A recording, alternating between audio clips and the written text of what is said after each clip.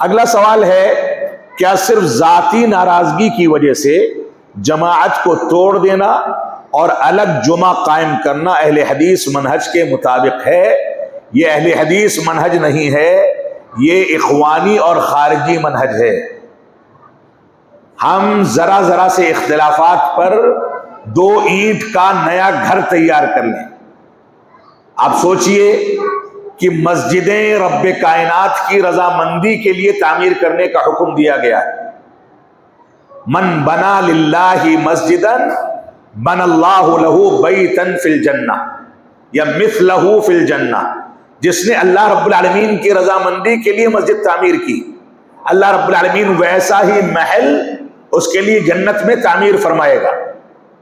یہاں پر رب کائنات کی رضامندی کے لیے مسجد تعمیر کرنے کی بات کہی جا رہی، اور یہ بغاوت کرنے والا یا اختلاف کی وجہ سے جھلا کر کے دوسری مسجد بنانے والا کس نیت سے مسجد بنا رہا ہے؟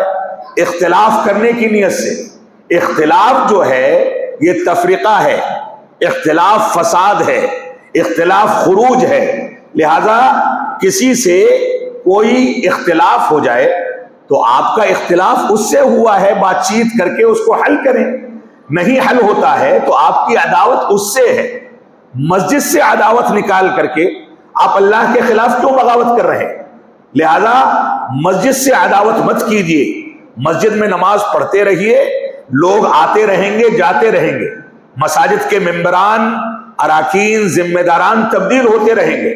اگر ان کے یہاں تقوی اور پرہیزگاری اور اخلاص ہے تو اللہ کے سامنے رجوع کریں گے، اور اگر کوئی کوتاہی اور کمی ہے اور آپ نے ان کے سامنے بات چیت کر کے اصلاح کرنے کی کوشش کی، اس کے باوجود وہ اصلاح نہیں کرتے، تو اب ذمہ دار وہ ہیں۔ اس کی وجہ سے آپ دوسری مسجد بنا لیں یا مسجد کو ترک کر کے گھر میں نماز ادا کرنے لگیں، تو یہ خوارج کا طریقہ ہے۔ یہ طریقہ کبھی بھی اختیار نہیں کرنا چاہیے۔ آپ کے سامنے مسجد زرار کی تاریخ ہونی چاہیے، آپ کے سامنے اس انداز کے انتشار کی مذمت پر علماء کے جو اقوال ہیں وہ ہونے چاہیے۔ رب کائنات ہم کو صحیح شعور عطا فرمائے۔